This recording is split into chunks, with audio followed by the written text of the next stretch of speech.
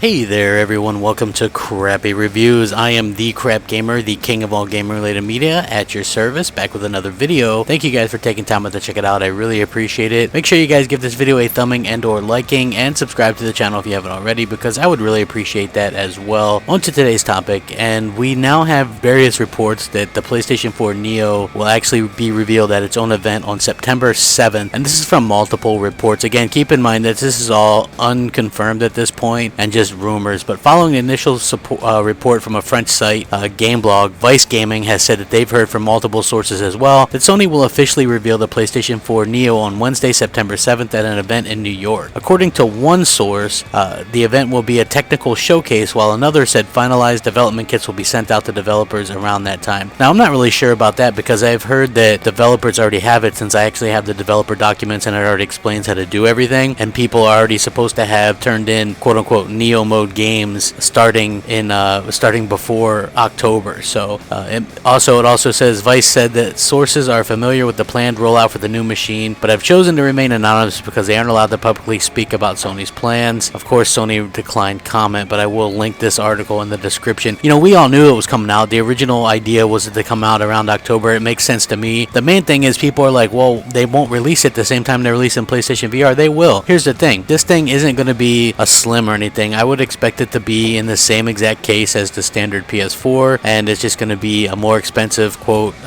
you know what I mean, hardcore gamers or enthusiast gamers machine that's going to offer some more power or whatever. But the interesting thing is just going back through all the developer documents and things like that, they make it pretty clear that there's almost no real reason to own this thing because they lock the frame rates on the multiplayer aspects for like frames per second and stuff like that. So it's not, the Neo's not really allowed to have anything that runs specifically at a higher frame rate than the standard PS4. All games have to play on the both, and there's no Neo exclusives. The only thing that I can think of that makes sense is that Neo is specifically more or less made for VR. Not saying VR won't run on the standard PS4, but I'm of the belief that they actually want people to get both the VR and the Neo and kind of use them in tandem for a better experience. You know, I'm not one of those people that believes that, you know, switching on Neo mode is going to be like this amazing event, because to be honest with you, I can barely tell the differences between games as it is, like between console and PC and things like that. You know, I was looking at 4K screenshots of Forza Apex versus 1080p screenshots of Forza 6, and they look damn near the same to me. You know, you can't really tell the difference. So to me, I'm not sure it's a big enough deal. I'm not definitely 100% not buying Neo.